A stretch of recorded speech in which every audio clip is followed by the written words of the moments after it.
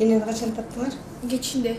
Көчө, Луиза Алимбек кызы принесла клеща в паразитологическую лабораторию ЦГСН, чтобы специалисты выявили, опасен он или нет. Паукообразный присосался к затылку ее 5-летнего братишки, когда они отдыхали в ущелье Кегейты. Луиза сразу же отвезла ребенка в инфекционную больницу, ведь клещи опасны тем, что могут переносить серьезные инфекционные заболевания. После того, как мы вернулись домой, сразу же проверили друг друга, так как знали, что в ущелье есть клещи. И обнаружили этого паразита у младшего брата. Клеща вытащили в больнице, потом нас направили в лабораторию, чтобы определить вид клеща. Состояние брата нормальное.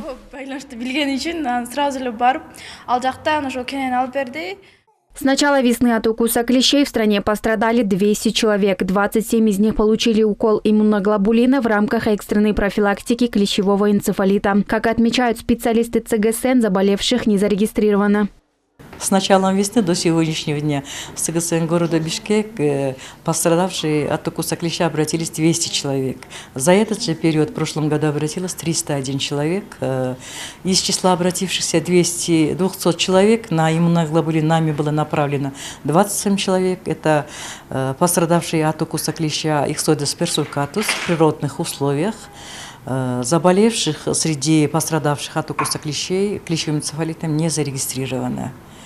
У нас есть природные очаги клещевого энцефалита. Это Ларчинское ущелье, Токмакский заповедник, Егетинское ущелье, Белогорка, это Беловодское, это где Таласская область, Нарынская, Иссык-Кульская области. Да, нам вот эти пострадавшие обратились со всех регионов республики. Находясь на природе или даже в парках, стоит периодически осматривать свою одежду и тело. Вещи должны быть светлых тонов и закрывать все участки тела. Если клещ все-таки присосался, снимать следует его осторожно, чтобы не оборвать хоботок, который глубоко и сильно укрепляется на весь период присасывания. В природных условиях, если укусил клещ, на место клеща мы закапываем каплю масла, потом ниткой перевязываем хоботок и постепенно, медленно движениями, покачивающими движениями, мы снимаем клеща от тела человека. Снятого клеща помещаем под рукой, что там есть, либо целлофановый пакет, либо бутылечек, помещаем и доставляем в 203-й кабинет для определения вида клеща. Самым опасным из всех видов считаются иксодовые клещи. Они являются переносчиками заболеваний, таких как клещевой энцефалит и болезнь Лайма. Многие виды обитают в кустарниках, в траве и, в частности, на теле домашних питомцев. В основном они размножаются за счет, они кровососущие у нас организмы, и они живут на диких животных, на домашних животных. То есть за счет этого, за счет крови идет процесс развития нового поколения у этих клещей.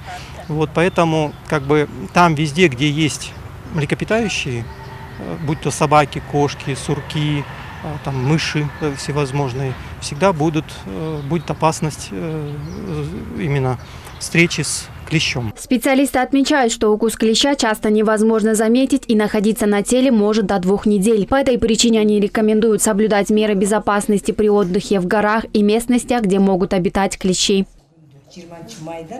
Аймерим Назарова, Меримбек Жусупбек уулу, ЛТР Бишкек.